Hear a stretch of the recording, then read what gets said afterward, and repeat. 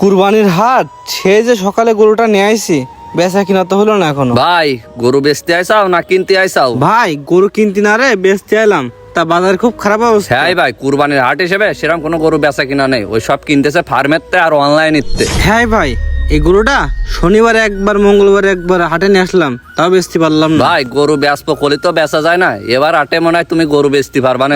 বিক্রি হলে আর করবান কি, রেখে দিবানে ওই ঈদের পরে বেচবান। ভাই আমি একবার এই গরু রেখে দিয়ে 30,000 টাকা বাস খাইছি ভাই, এই ভুল করা যাবে না। আমি সাইড দিয়ে নিয়ে এলাম, সাইডটা বিক্রি করে ফেলাইছি। ঈদের পরে চাহিদা কম থাকে তো এই জন্য দাম কমে যায়। ঈদের পরে 6 মাসের মধ্যে গরু বেচার কথা কওয়া যাবে না, বেচলে সব লস হয়ে যাবে। আমি কি করছি, একটু সাইডে আসো দিন আমার সাথে। আচ্ছা চলেন, এমনি রোদি ভালো লাগতেছে না। ভাই গরু কখন নিয়ে আইসাও? ভাই এখানে এসে পৌঁছাচ্ছি 11:30টার দিকে। কি করছো ভাই তুমি? 11:30টার সময় গরু নিয়ে আইসাও, এখন বেলা বাজে 3টে, তুমি এখনো গরু বেচতে পারো? হাট তো প্রায় শেষের দিকে। ভাই কাস্টমার তো তেমন নেই, তা বেচবো কি করে? ভাই কাস্টমার থাকবে কি করে? এই যে গরম পড়তেছে, এই গরমে তো মানুষজন বাইর হচ্ছে না, এই গরমের জন্য মানুষজন তো মোট বাড়িতে বেরোচ্ছে না। তা কষি ভাই গরু কয় টাকা বেচবা কদিনই? ভাই সকালে একটা পার্টি এলো, আমি দাম চালাম 1,32,000, সে 1 লাখ বলে চলে গেছে।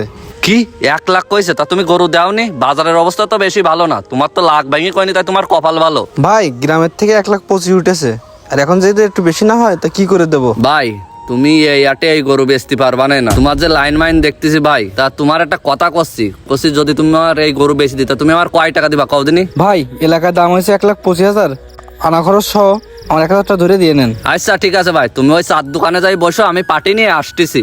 ঠিক আছে। আচ্ছা ঠিক আছে। এই তো ভাই আসেন আসেন ভাই, ওই তো সামনে যে কালো গরু দেখতেছেন ওই ডে। ভাই গরু তো নয়, একদম রসমালাই, মধু মধু। ও তো ভাই দালালরা কত রকমই কয় ভাই, তা এই গরুটা কিরকম কত বিক্রি করতে যাচ্ছে? ভাই দাম বলার আগে আমি একটা কথা বলতেছি, আমি দালাল না, মাজায় গামছা বান্ধা রয়েছে, এ আমার বাড়ির পোশাক গরু, গায়ে হাত দিছি কিছু করছে। ভাই আপনার কাছে দাম চাচ্ছি 150। 1.5 লাখ টাকা যাচ্ছেন ভাই এই গরু?